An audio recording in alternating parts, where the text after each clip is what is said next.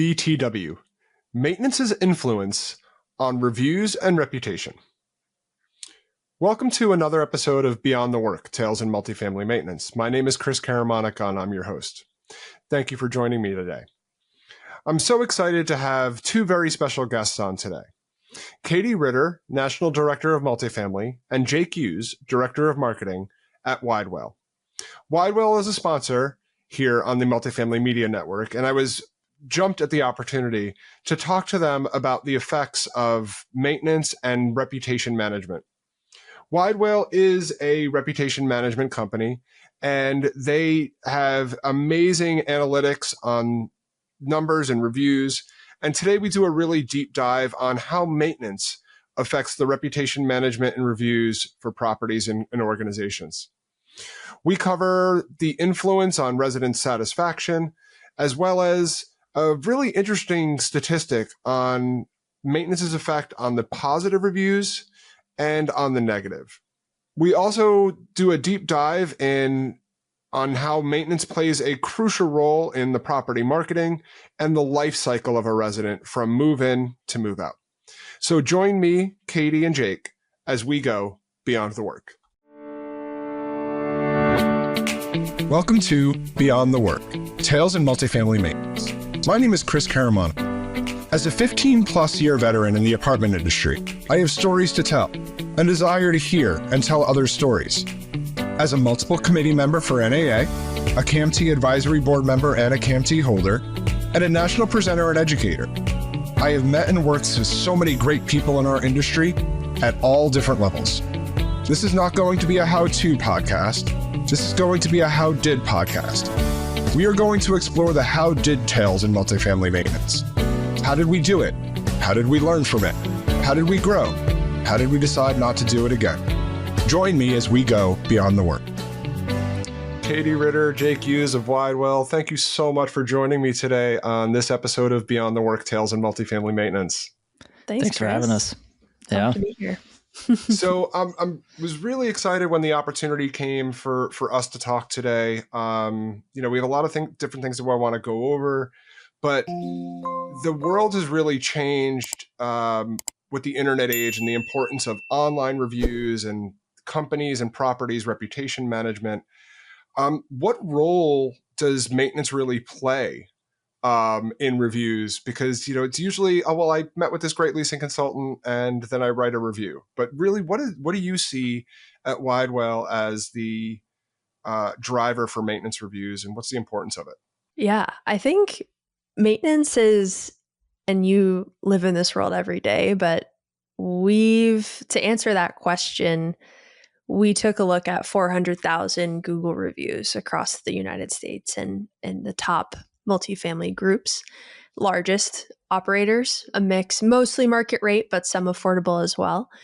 And we really just wanted to measure what propels someone to leave a positive review. Why are they leaving a 5-star review, or why are they leaving a negative review? And what we were able to find and start to track is how many times certain topics were mentioned in those positive or negative reviews.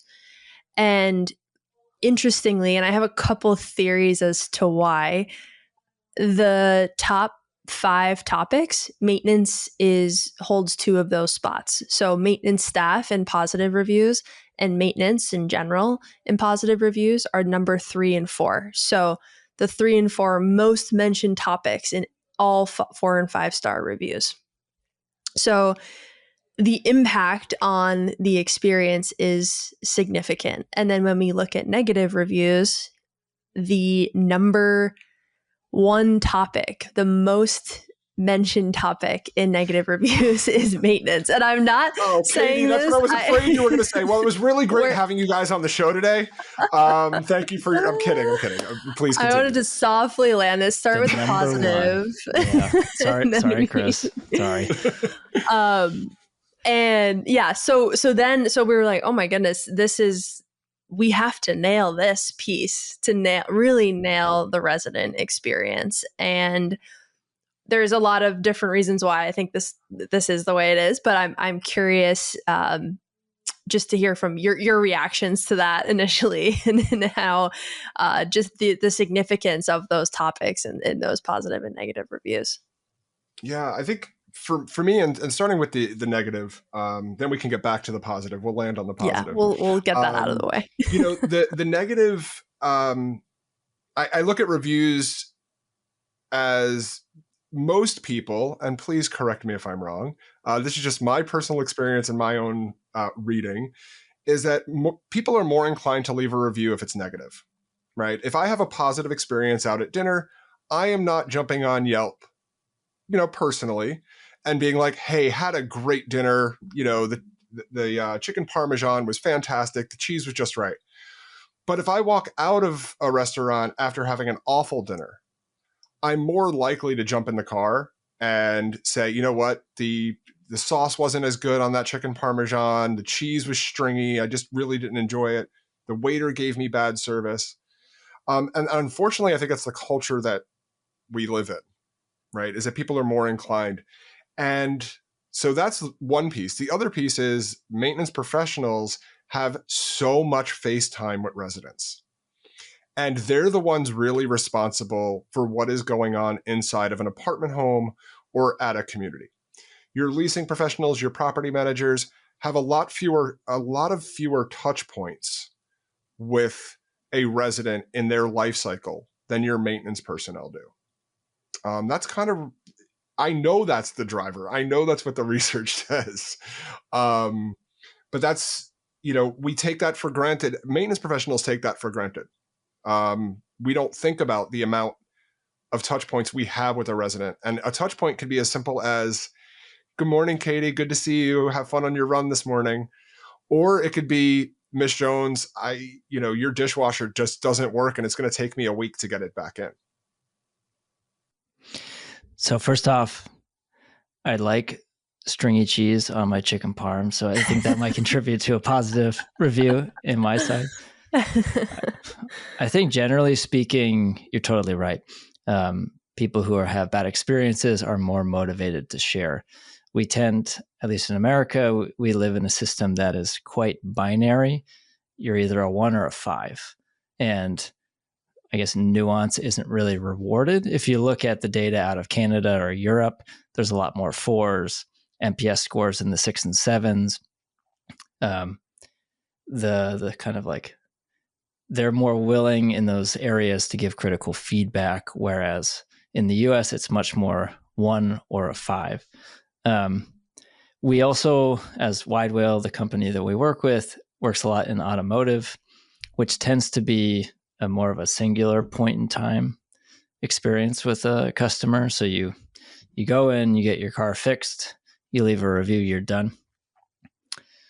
We see more positivity within automotive. The average rating is something like a 4.6.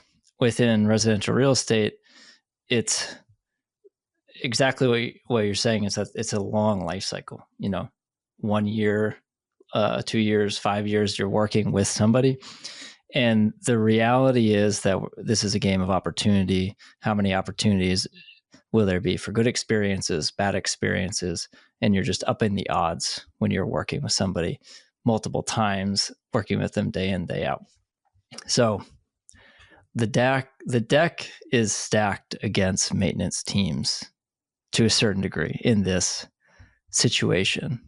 But on the flip side, the data clearly says how valuable quality maintenance and quality maintenance interactions are, particularly in retention. So if we look at positive situations within retention reviews, maintenance is the number 2 driver of positivity, and it comes up 80% more often than in general scenarios. So of all the things that are driving people to stay at a community, maintenance is right up there at the top.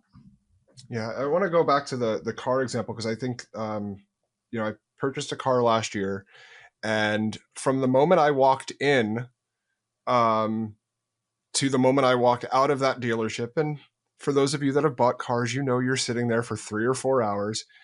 I think that they talked about completing the review 6 times in that 4 hours that I was in there buying the car.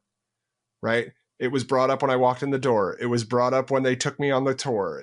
And I got to go for the ride. I think that is where we miss as maintenance professionals. And there's opportunity to change the narrative with those negative reviews and get, you know, I think we'll always be in the top 5 of negative reviews. I firmly believe that because, there's things that are outside of maintenance professionals' control. Could be supplier issues, could be ownership issues. It could just be an unknowledgeable technician. We'll always be in the top 5. But my hope is that we'll see a reduction of that over time. And the only way to do that is to ask for the review, positive or negative. I remember in the early days, again, when I started in the industry 15 years ago, reviews weren't a thing. So I watched in my early days it being, hey, nobody really, I don't want to say it this way, but nobody really cared, like you didn't have to worry about walking out of an apartment and somebody going online and kind of trashing you or saying you did good or did bad. I watched it happen probably in 2015 or so. The organization I was with was really focused on reputation management. And it was every maintenance request, every time we walked into an apartment, here's a card, fill out a review. Now, at that time, it was just go on Google, and fill it out. And then we got to see the results, which I think are amazing. And that's what I'm going to dovetail into a second is the results. But I felt really good when I heard about those positive reviews, when I saw my scores on a weekly basis of, oh, Chris, the property's at a 4.5 today. You know what? That made me want to go out more and ask for more reviews on every single working day. Now, again, I got bad ones too. So did my teams. That's to be expected, but you can't get a positive review unless you're asking for it. And I think we're starting to see that more and more in the industry because reputation matters so much. Did I just take your whole spiel, Katie? Katie, you're like, wait a minute, you're taking my whole thing. You're hired. You're hired at Wide Whale. And I think we're done here. I think we're good. That's it, is to ask. And the beauty of maintenance is the frequency at which you're interacting with folks. And the volume of reviews isn't reliant on the leasing activity. So you're not just asking for reviews after a tour or a move-in or a renewal. It's the day-to-day, the frequency of work orders. And we see that similarly, the comparison to auto of the service department. The service department is a really big driver of positivity and reviews because day in and day out, those service work order, those are being turned around. So it's very similar in multifamily. And one positive I will say to your point about the people on site is in those positive reviews, maintenance team is number 3. That doesn't show up in negatives. So people aren't trashing the maintenance tech for, if they're not saying, Katie, what the heck, you ruined my dishwasher. They're actually saying, oh no, Chris is amazing. And there's a little bit of this, I don't know, decorum with reviews of they're going to blame more the system and the maintenance process and perhaps the lack of communication and understanding in those negatives versus individual people. So I think the power of the people and the maintenance folks that are working on site is to your point, far greater than they may realize because they're having such a significant impact on the positive experience, themselves. And so that's that difference of we just really see maintenance come up generally in those negative reviews, not necessarily the people. Well, that's really great to hear. And yes, there are systems and processes. So as as reviewers of the reviews, for lack of a better term, is it okay if I say that, the reviewers of the reviews, what are some of the things that you advise your clients on with dealing with those kinds of things? Like, hey, you have a systems issue or you have a communication issue. It's not Johnny, the maintenance tech, because I've gotten negative reviews and I blame Johnny, the maintenance tech, for not communicating. I blame Johnny, the maintenance tech, for not fixing it the first time, despite what the review says. And the review could, just like you said, could very well say, listen, just nobody called me from the office. So what are you how are you advising your clients on to change that narrative? I think there's a fundamental shift here of looking at reviews less as a one-off whack-a-mole, we need to fix this situation, to finding underlying systemic issues by looking at aggregate review data. So I think the industry, we look at properties individually, but what we do and what we advise our clients with is, hey, we're going to take a look at the whole portfolio or this region and say, okay, actually communication is really driving down, is coming up in these reviews, specifically in the maintenance lifecycle stage. So we need to rethink, is there some automation? Is there an email or two we can send from the property manager or through the work order system that says, hey, we're working on this?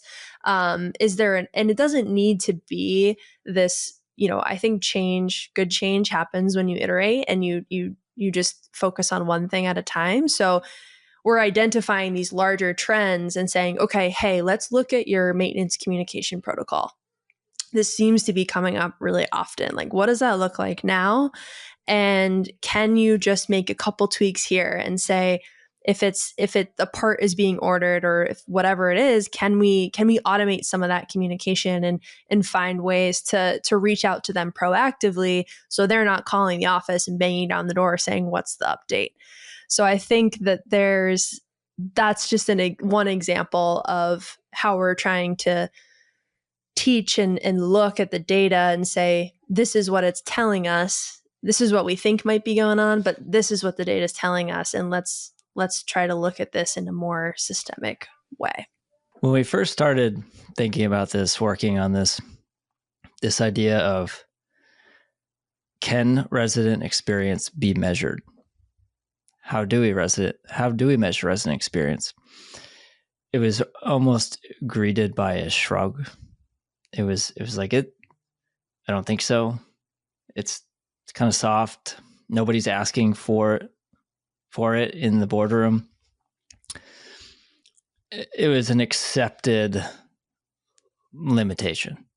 And what changed is that our ability to interpret this information effectively and quickly has shifted with the advent of AI. It's a pure shift of what's possible today because of technology. And what we're working on, what we developed is a way to standardize the whole process, so we know how often communication comes up. We can measure that with a specific number, and we have benchmarks. So if I tell you, Chris, communication comes up in 45% of your negative reviews, your answer is, so what? Is that good? Is that bad? Who cares? But if then we can benchmark that against, okay, at your community, the average is 46%, so you're doing a little better. Against the portfolio, it's 42%. Okay, so this community is a little bit problematic. Against the industry is 40% and is trending down. So, okay, we have some work to do. We need to think about how we're going to change our process. So we can, with this advent of AI and our ability to level set for the whole industry, collect all this data, we can then purely more accurately contextualize what's going on within the customer feedback at a specific portfolio or community and take the proper actions that are kind of in line with the level of the problem. Yeah, I remember that. And I say I remember because I'm not on site anymore, but that, when I was back in the day when I was on site, it was, what are your Google star ratings, right?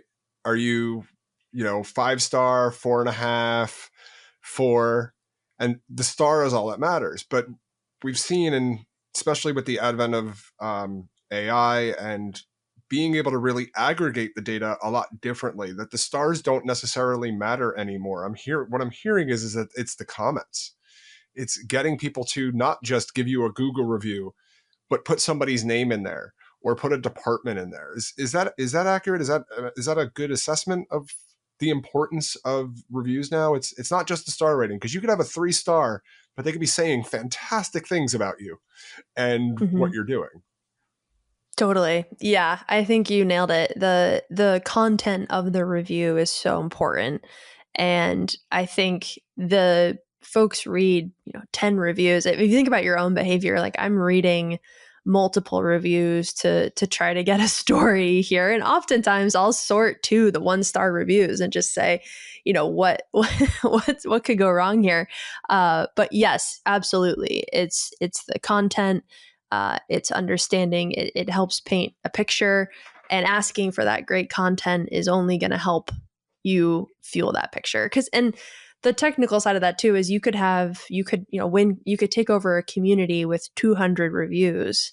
If you get 5-star reviews, 10 of them, that's not necessarily going to move the needle of the rating because there's 200 reviews. So you have to keep up with that frequency. It could be 200 and a 3.5, and it may take a little bit to get to a higher rating. Yeah, exactly. But if you're getting that consistently great comments and that content, that is what matters, and it helps you make those decisions. We're also not limited by the sentiment associated with the review. So we can interpret the sentiment of what's said within the review. Maybe the move-in was great and the unit condition was met expectations and all these things were good, but the pool is under construction and that was promised to be ready by October, and now it's May and it's dragging on, causing frustration. There's different levels of sentiment within that review. And the technology exists today that you can pull out and split those two up and say, okay, amenities in this context were a negative, but move-in was good. Unit condition was good. So we can split it up in different ways and get more granular about what's going on. I think that's a big part of it. And then also, as a maintenance team, I have to imagine a star rating isn't super motivating if you're trying to encourage your team to like put in all this effort. For those of you that aren't watching, I'm shaking my head slowly in a no motion. I have to remember that we are on painfully slow. Yeah, that's a favor for the marketing team, for you to go in and make a big effort to encourage a review. That's a favor. That's not like moving the needle for them. But when we understand what's being said in the reviews, then it's impacting their day to day. We learn what we need to fix to get better. So we talked a little bit. We talked broadly about reputation and reviews. We talked a little bit about service requests, but there's a whole other piece, and Jake, you just said it, that is really focused on. You said move-in, so that kind of helped me give a nice segue. The 3 major touch points the operation side of the business have with a resident are typically move-in, move-out, and renewal. While maintenance is there for the entire resident's life cycle, from move-in to move-out, no matter how long that is, they play a crucial role in those 3 touch points, because it's one of those 3 touch points are the rare time where kind of the entire process of the property, whether it's the operations and maintenance, is being looked at and reviewed, maybe, separately, but kind of at the same time. So looking at it from the maintenance perspective, let's go one by one if you don't mind. And I'll let my guest choice. We don't necessarily need to go in order of the actual process, but of move-in, renewal, and maintenance, move-out, what is maintenance's role in those 3, in one of those 3 things? And we'll take one at a time, because I think it's really important to hear what you've seen from reviews. Yeah. One of the thing about maintenance, to your point, it touches a lot of different things. So in move-in, we can start with move-in specifically. Unit condition is a topic that we track. So make ready work orders, ensuring that everything is functioning properly, the process there when a move, and that connects a little bit to move out as well. Just making sure that all of that is buttoned up. But unit condition during a move-in, which isn't shocking, comes up in negative reviews 51% more often than in general. So when you start to look at what is driving negativity, and again, we do have to have some of this lens is, of course, yeah, folks might be complaining, but that's a metric you can start to measure if you start to change some make ready processes or double checks or things like that, to say, okay, can we reduce this negativity a little bit over time? So that's one stat that we've been tracking is unit condition and the importance of that in the move-in process. And we do see that spike in negative reviews. I'll throw in that we see it spike in negative context, but we don't see it spike in a positive context. So for maintenance, for example, it comes up, let me get the data point on here, 17% more often in negative reviews during move-in, but it's 27% less often positive. So how I interpret that is that incoming residents expect it to be good to go. Expect it to be clean. Expect a ready apartment to be ready. I mean, yeah, exactly. Why would they expect that? So the downside is that maintenance teams don't get credit if they do it right, but they get dinged if they do it wrong. So that's just the reality of the situation. We see that quite a bit in certain scenarios, that it's very one-sided. If the expectation is that it's perfect, it only really comes up if you miss, and you're not getting rewarded for the quality that you're delivering. Would you say the maintenance team isn't getting rewarded by Correct. a positive review? Yeah. Mm-hmm. All right, I'm going to take a quick moment on saying how we can change that as a business and an industry.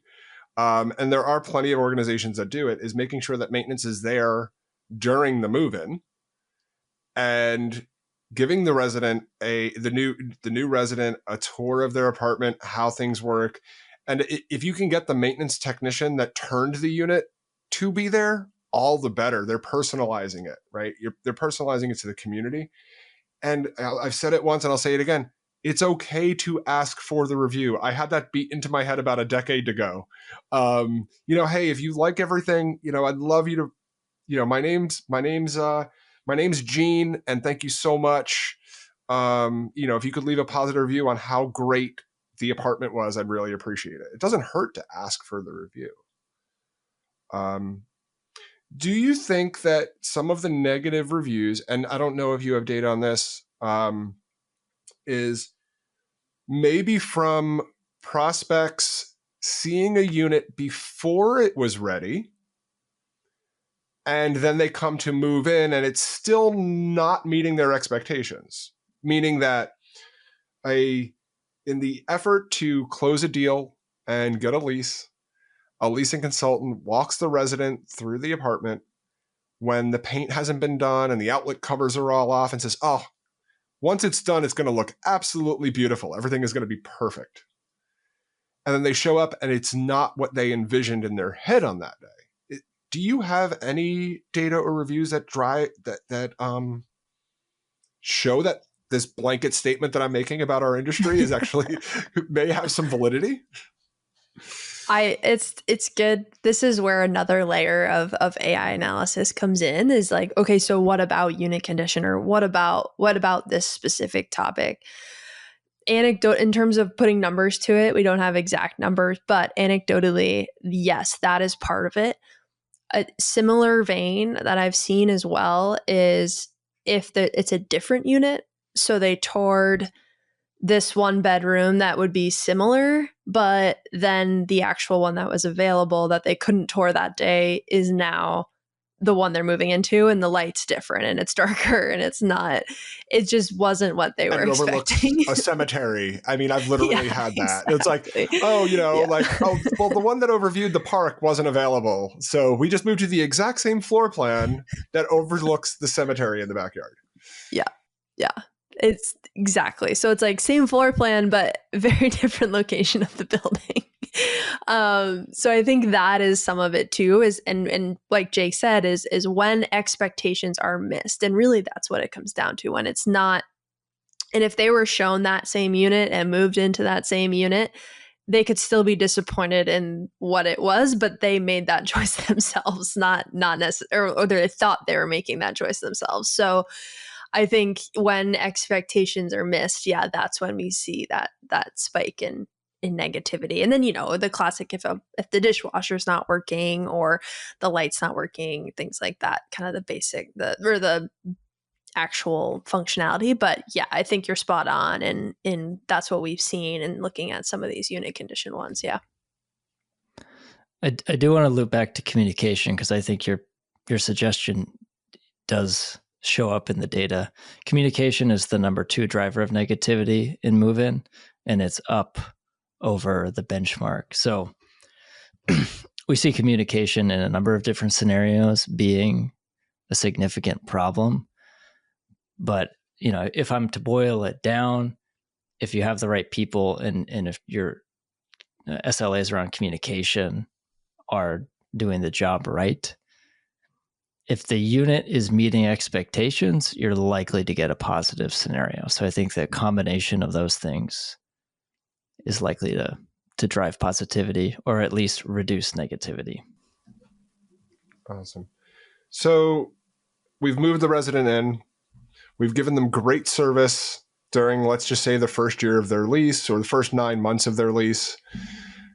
Taken care of their work orders, kept the grounds cleaned, gave the dog treats every time we see it walking around on the property. These are all things I've actually done. And it's time for renewal, right? So we have done our job hopefully for the first 9 months. What is renewal saying? And what's maintenance's real role in, renewals?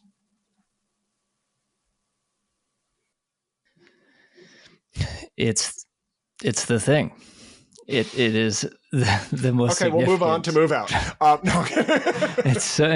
I can't understand. I think this is one of the most illuminating things when we did this study, is how influential maintenance is on renewal.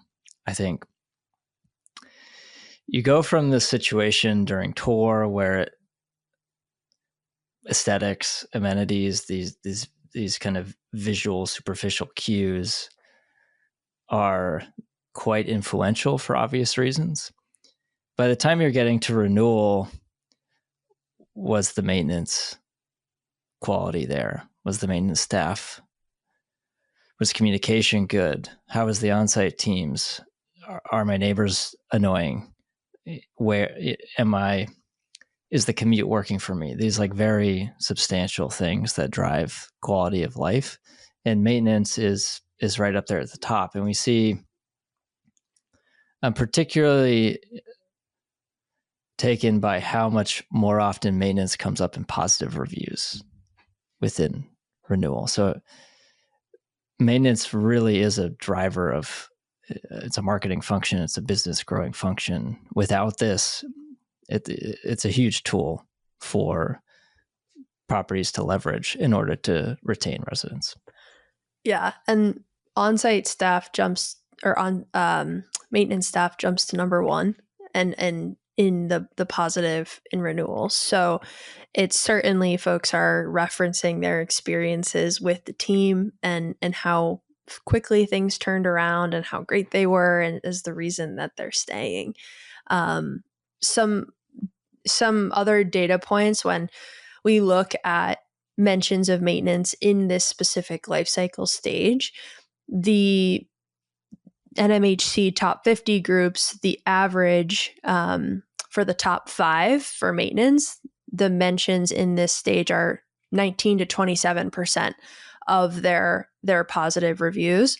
the average of everyone else is about 13%. And then for negative reviews, the top 5 who are nailing it, less is better here. You want less mentions of maintenance negative reviews.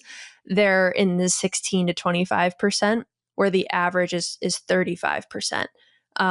So they're reducing negativity and emphasizing positivity around this specific topic, and it's helping shape their reputation, resident satisfaction, renewals, why people are staying. So it is a significant jump for sure. Yeah, one of the many reasons I do this podcast is to talk to great folks like yourself, but also impart some knowledge on our maintenance professionals at large that are and organizations and leaders that are listening in. Is that it took me a long time to realize as a maintenance professional how important I was to renewals, because really I don't have to do anything at renewals. If I'm doing my job and they're renewing, I might not even know. A lease might just get sent from the office and the resident might go, you know what? Katie has done an awesome job as our maintenance supervisor at this property. And I have no other reasons. I have no issues with the community. I have no issues with my commute or the price that my rent is going up. So I'm just going to sign it. Maintenance is never the wiser about renewals, to be perfectly honest, because we only know when somebody's moving in and we already know when somebody's moving out. It's rare that we have meetings about so-and-so is renewing. And it's, I think that's an important thing for anybody listening to be involved in knowing who's coming up for renewal. And just so you're aware, right? You should always be aware of everything at your property, no matter what your role is. But also every day we're trying to get somebody to renew, no matter what we're doing, whether it's cleaning the grounds, maintaining the pool, fixing an air conditioning unit, changing a light bulb, everything that maintenance professionals are doing every single day, no matter how big or small, no matter who it's for, is driving that renewal. And that's one of the messages that I want to get across in this piece that we're talking about, because it took me a long time to realize that myself.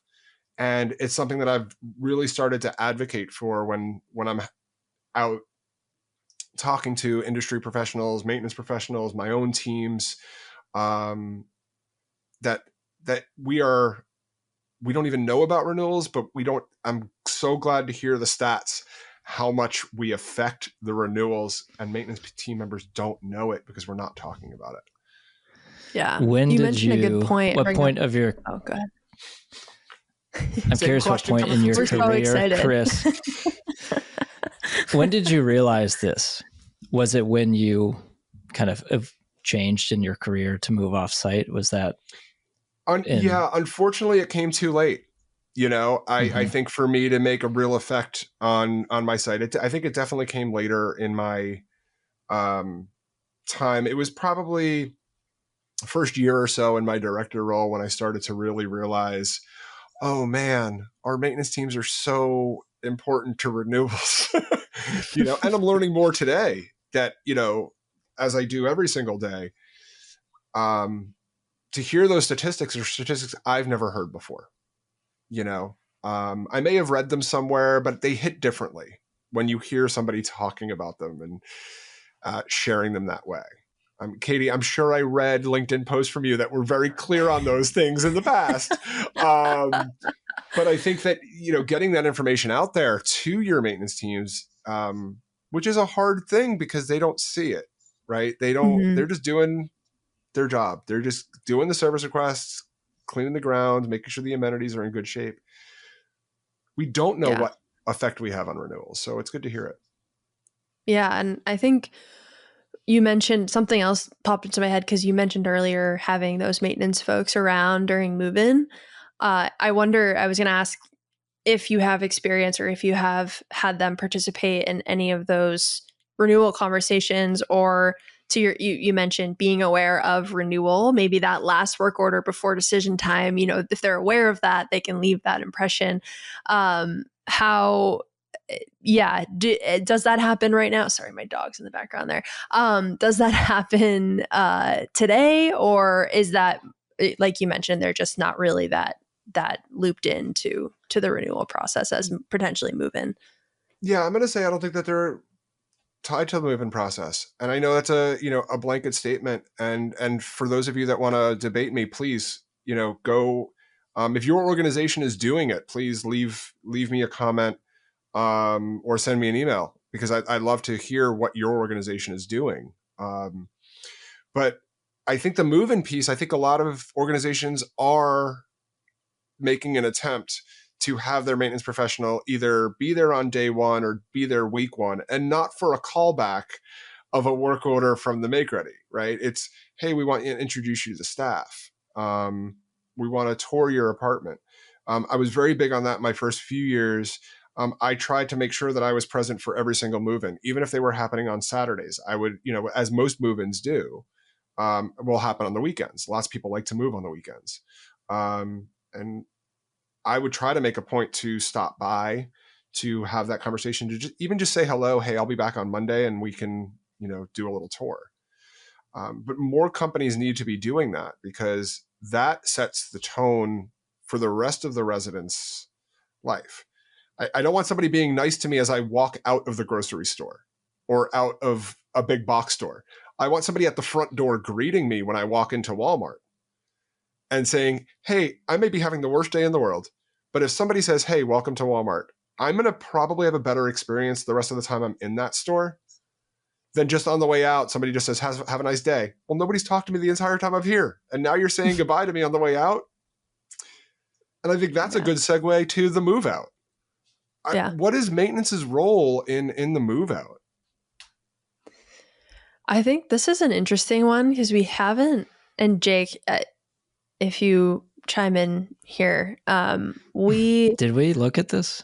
I don't think we looked at move out. So I think because I guess I'll have to have you back once you look at it. I know. And we didn't have that life cycle stage in here. So we basically went all the way up until the move out and didn't have that in the report. So we'll do a part 2 on the move out piece as well. Because I think, but I will say on the last point on renewal, you had mentioned the ground, like big and small, keeping the ground safe.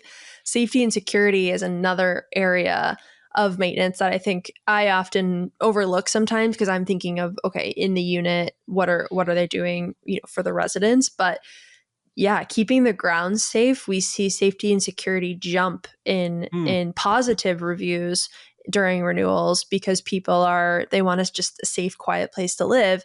And it's again, that thanklessness of folks aren't necessarily going to call out Chris for shoveling or the things that need to happen, or fixing the light outside in the parking lot so I feel safer.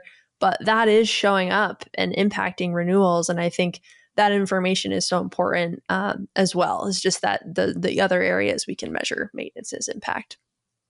Yeah, I've told the story a couple times on the podcast, but in my role now, I walk properties a lot, and I walk them with our operations counterparts, operational VPs, and property managers, regional property managers, and everybody is so worried about the curb appeal. They want the bushes to be level, no garbage, the grass to be freshly cut, which is really important. That's important for the marketing of the property. But what you just said was safety and security. When I have walked a property, and I'm making the list of all the things my vice president that I'm walking with is telling me, all the things that I just said. But he didn't mention the broken building light. He didn't mention the cracks, the sprinkler head that was pouring water out of the ground, right? He didn't mention the tripping hazard in the sidewalk. I did. Those were all written down for me. And I think those are the things that residents, if, there's a couple of pieces of trash out in the bushes at 10 o'clock in the morning, they know that that's going to happen. But if they see a light on the side of the building that's been broken for a week, that's showing that their safety's at risk, but nobody's taking real care of the property. And that's how I view our role in marketing is past curb appeal. It is to safety and security, because that's not just for prospects. That's actually for your current resident base as well. There's a different set of priorities for different outcomes, which are both help the community make money, whether it be through marketing or renewals. And also that those details show up in reviews. So remember, your prospects are reading this content. They're taking the top 10 because they don't trust anybody, and they sort of smash it all together into one general vibe check. And if safety and security is coming up regularly, they may think twice about going forward. So I'm getting ready to wind down our time together. I wanted to see if is there anything else that you had any questions on, or that you wanted to make sure that we covered before we finished up today? No, I think you were nailed it on a lot of different elements of this, and I think just the message of the crucial role that maintenance plays and your role. And I think there are ways to measure that impact and deliver data that engages that side of the business. That's that critical side of the business. That's more than just, work order turnaround time, jobs completed, things like that, those high level KPIs. I am kind of curious. That would be my only question, of just the general KPIs that you track. And then just the kind of future state of being able to track some of these customer experience KPIs to, show that impact on the day-to-day of the residents. Yeah, I'm gonna take your question, Katie. I think it's a good, I think it's a good one. Most property management companies track the importance of the speed of a make ready. Let's start there, right? And if you turn a make ready too fast, what happens? Not everything is done, and not everything is done as properly, because you rushed your team to do something in 3 days that should have taken 5. Or realistically, to get it done perfectly, you needed 5 days. So you have that aspect, and then that turns into a negative review. So adding pressure to expedite a make ready for move-in can have a negative, you said it, you have the numbers to prove it, can have a negative review and reputation that could affect future move-ins, and definitely the renewal of that resident. Because when you set a resident off on the wrong foot, that is for the life. They are always going to remember what happened on day 1. They might not remember what happened on days 2 through 364, but they'll always remember how the day 1 made them feel. So I think that's really important to think about. And it's given me a lot of food for thought too, as well. What was it? Was there a second part to your question? No, that was it. Just that was helpful, just to hear those some of the general KPIs. And then I think just the part 2 was just the possibility of what we talked about today, of incorporating those different KPIs and measuring the impact that has on the resident experience, and shifting maybe those consequences of measuring speed to maybe measuring, how the residents, the sentiment and their it sounds so subjective, but their feelings and attitudes towards that make ready experience. And the make ready is important. But just in the life cycle, no matter how long that resident lives there, it's callbacks, and we're starting to see some really great software in property management that's really able to track those without having to open up a resident's ledger, work order ledger, to see how many times we've gone back. So we're starting to see that, but it's something for a long time not a lot of people were tracking. If you have three different maintenance technicians at a site, and they've each gone to Miss Jones's apartment to fix the same thing over the course of, several weeks, the first 2 guys didn't get it right. And hopefully the third guy did. The third professional did. But we're starting to see that KPI be much more of a focus, because if you have less callbacks, it's a one and done. You're doing it right the first time. The resident is not inconvenienced numerous times. And that in turn drives up positive reviews at renewal and eventually move out. And how a resident is talking to their friends and family about the community. Wow, that was a lot to unpack today. And I'm going to definitely have you guys back in the future, because I'm really, I know I gave you some food for thought on move outs. And I'll save my thought on move outs for the next time that we're able to get together. Go ahead, Jake, sorry. The data that we've talked through today is from a recent report that we did a few months ago. We'll be collecting fresh data and releasing that this spring. So pulling in updated data, what are the trends? What are we looking at year over year in terms of maintenance performance? Is negativity growing or declining? Are there any surprises, any new shakeups in changes in resident experience? So we'll have a lot more to talk about this spring that will answer these questions. And, of course, we're always open to feedback on what people are interested in and what we want to learn more about. So how can people get in touch with you, Widewell, learn more about your products and your solutions, and maybe help some people that are listening in today with these types of issues that they're having at their site? Yeah, so a great way to reach Widewell is just widewell.com and connect with us there.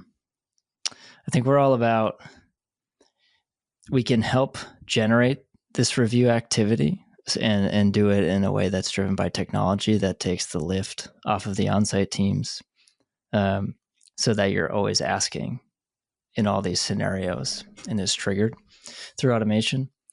We can help maintain appearances by responding to reviews with services we have through our team. And all this feeds into our data systems that can help you tell a story of what's going on with your resident experience at different areas. All this data that we've talked about today, the benchmarks that we've discussed, are all integrated into our technology. And our hope is that it helps portfolios measure resident experience, informs them on what to invest in next, to give proper recognition to the maintenance team that they're actually incredibly influential in driving a lot of positive scenarios.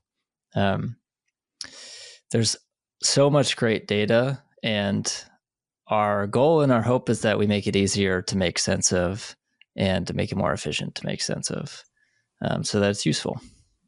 Katie, any thoughts? Any other thing? Any things to add? I mean, I don't know how you could follow Jake with that. That was fantastic. I know that was perfect. I think, we're excited about delivering that information in a way that is resident centric decision making, and we go from I think this is what residents want to I know this is what residents want, and to have that confidence around delivering a fantastic experience. So that's that gap we're trying to fill.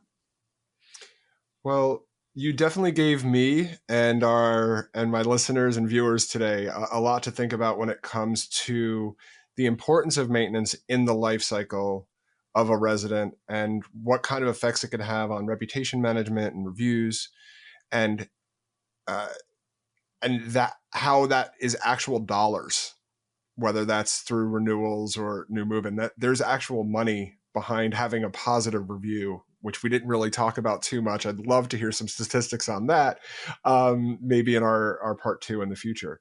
But Jake Hughes, Katie Ritter of Widewell, thank you so much for joining me today on Beyond the Work, Tales in Multifamily Maintenance. It was a real pleasure having you guys. Thank you, Chris. Thank you. And to my loyal listeners, thank you so much for tuning in. Please feel free to like, subscribe, comment on today's show. Reach out on the Multifamily Media Network website and leave a comment. And we all have a tale to tell. I'll talk to you next time. thank you for joining me for this episode. No matter how long you've been in our industry or what position you have at your company or your community, everyone has a maintenance story to tell. Go to www.multifamilymedianetwork.com and leave me a voice message or share your information and we can tell your tale together on a future episode. Please check out our sponsors and like, subscribe, and follow to this podcast or video, and join the Multifamily Media News Network newsletter for upcoming shows and blogs from me and the other great hosts on our network. Our stories all connect us. See you for the next chapter.